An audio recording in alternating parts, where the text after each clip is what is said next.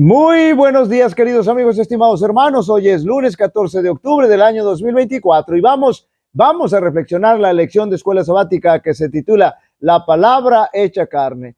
Evangelio según San Juan, capítulo 1, versos del 1 al 3. Noten, en el principio era el verbo y el verbo era con Dios y el verbo era Dios.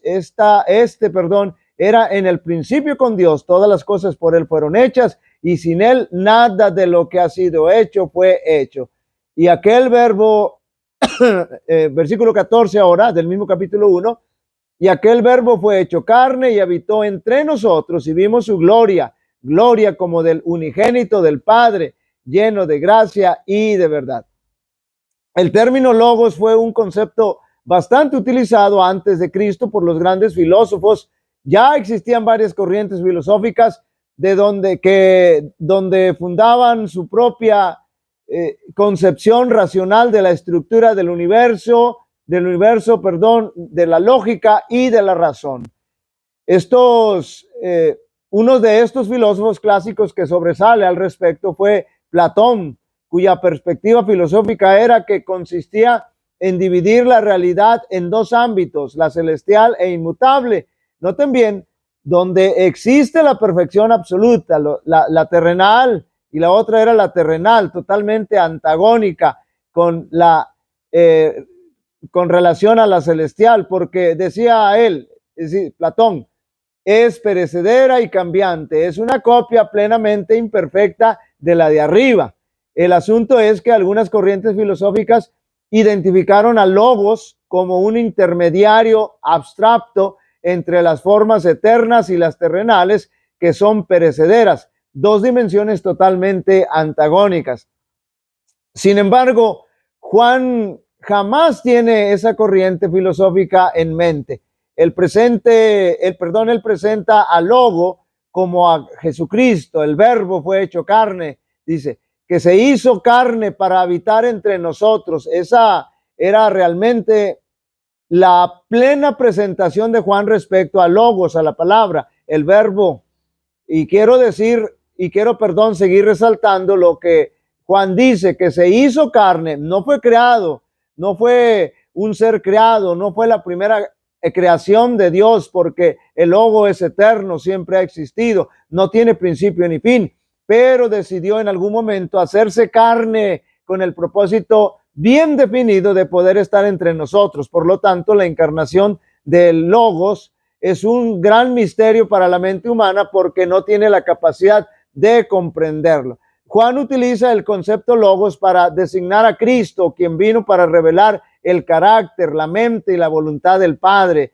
Logos se usa por lo general tanto para la acción creadora, Cristo es el creador, como para la expresión de comunicación con la comunicación de Dios con el ser humano, es decir, nuestro Padre Celestial a través de Cristo, a través del Logos, se da a conocer a nosotros, se comunica con nosotros para darse a conocer.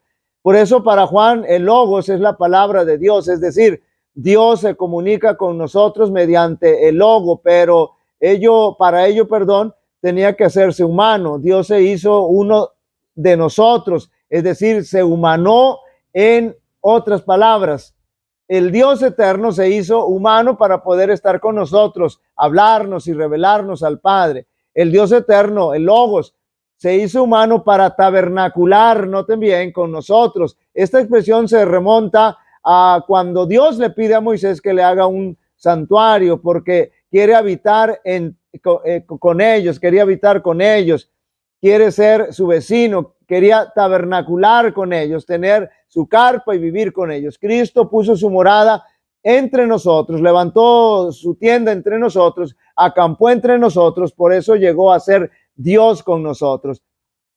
Por todo ello, por medio de haberse hecho carne, pero todo ello, por medio de haberse hecho carne, no fue un ser creado. Él decidió hacerse humano, tomar nuestra humanidad. Las dos naturalezas, la divina y la humana, estaban misteriosamente combinadas en una persona. La divinidad estaba revestida con la humanidad, no había sido sustituida por ella. En ningún momento, en ningún sentido, Cristo dejó de ser Dios cuando se hizo hombre. Las dos naturalezas llegaron a ser íntima e inseparablemente una, y sin embargo permanecieron distintas. La naturaleza humana no se convirtió en naturaleza divina, ni la naturaleza divina en humana. Cristo tomó las desventajas de la naturaleza humana, pero su humanidad era perfecta. Aunque como hombre podía haber pecado, ninguna mácula de corrupción o inclinación a ella hubo sobre él. No tenía propensos al pecado, y Jesús nunca pecó, es decir, él no tenía inclinación al pecado, tendencia a pecar. Uno era exactamente como cuando Adán fue creado, perfecto, sin la tendencia a pecar. Uno de los propósitos de la encarnación fue que la deidad se acercara tanto a la humanidad que pudiera experimentar las mismas debilidades, note bien, y problemas de las cuales participamos nosotros.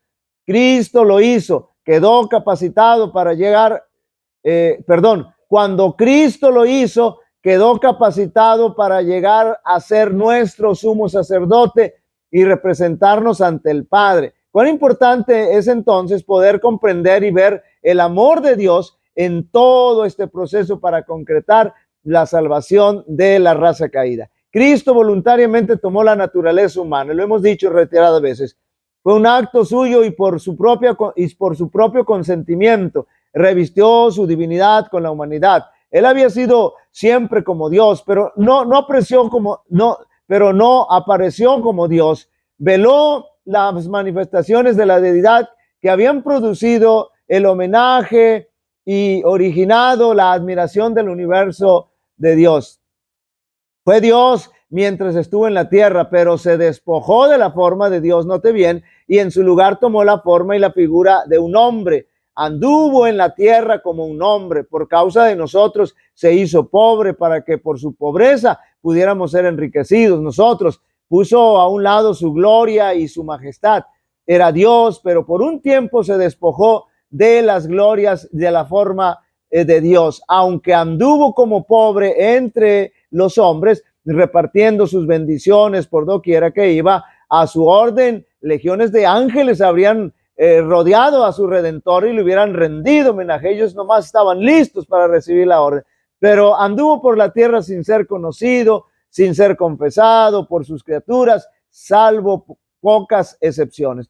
El apóstol Juan exaltó a Cristo delante de sus hermanos como aquel por quien Dios había creado todas las cosas y por quien había labrado su redención. Declaró que la mano que sostiene los mundos en el espacio y mantiene en su ordenada distribución e infatigable actividad todas las cosas en el universo, es la que fue clavada por ellos en la cruz.